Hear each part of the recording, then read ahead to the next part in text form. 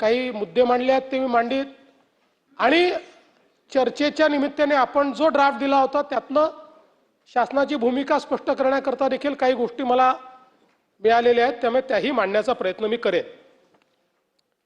काल मी विकृत भोंदू बाबा अशोक खरात यांच्या प्रकरणी एक सविस्तर निवेदन देखील केलेलं आहे। काही सदस्यांनी त्या संदर्भातही आपलं मत व्यक्त केलं आहे।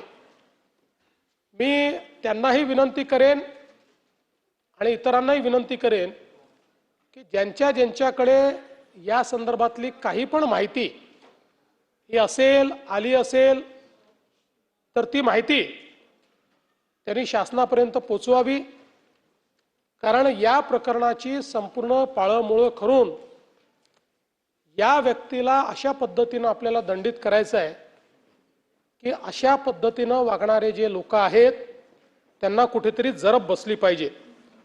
आणि म्हणून आज खरं तर या प्रकरणाने आपण नेमके कुठे जातो याचा देखील विचार करण्याची वेळ आली आहे।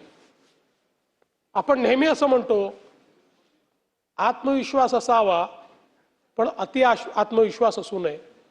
तसंच आपण सगळे श्रद्धा मानणारे लोक आहोत, आपण अश्रद्धा लोक नाही आहोत।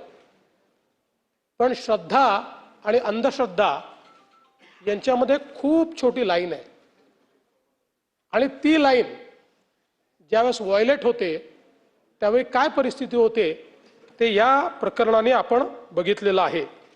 आणि म्हणून एक प्रकारे अंधश्रद्धेमध्ये कशा पद्धतीनं विवेक हरवतो हे आपल्याला या प्रकरणात पाहायला मिळालेलं आहे। आपला महाराष्ट्र संत ज्ञानेश्वर माऊली, जगद्गुरु तुकाराम महाराज, संत एकनाथ महाराज, राष्ट्रसंत तुकडोजी महाराज, संत सावतामाळी, संत नरहरी सोनार, संत गोरा कुंभार, संत चोखामेळा, संत गुलाबराव महाराज, संत गाडगे बाबा, संत सेवालाल महाराज अशी एक थोर परंपरा असलेला आपला महाराष्ट्र आहे। यांच्यापैकी कोणीही देवाचं अस्तित्व नाकारलेलं नाही, पण या सगळ्यांनी अंधश्रद्धेवर प्रहार केलेले आहेत। आपण जर बघितलं तर ज्ञानेश्वर माऊलींनी धर्म आणि श्रद्धेचा अर्थ पसायदानातून आपल्याला सांगितला।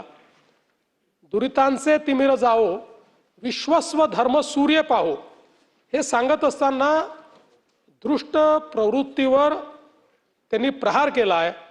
अंधश्रद्धा, अज्ञान, अंधार हा सगळा नाहीसा झाला पाहिजे आणि जग ज्ञानरूपी प्रकाशमय झालं पाहिजे, अशा प्रकारची भावना आणि कामना त्यांनी जगाकरता केली आहे।